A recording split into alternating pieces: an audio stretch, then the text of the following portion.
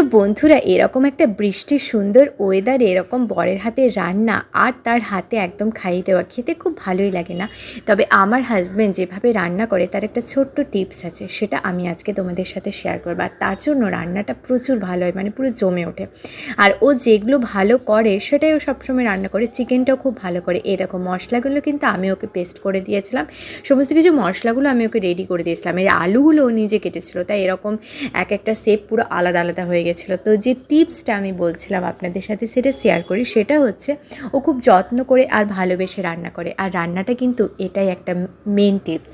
যদি আপনি অনেক মশলাপাতি যা খুশি ইউজ করতে পারেন, কিন্তু রান্নার টেস্ট আসে না যদি রান্নার সাথে যদি যত্ন আর ভালোবাসা না মিশে থাকে। আর সেটা অবশ্যই আমার হাজব্যান্ড করে, এবং তার জন্য ওর রান্নাটা একটা অন্যরকম সুন্দর হয়। আমি তো রান্না ভালো করি, তার সাথে সাথে ও ভালো করে। আবার দেখা হবে পরের ব্লগে। তো চলো, টাটা।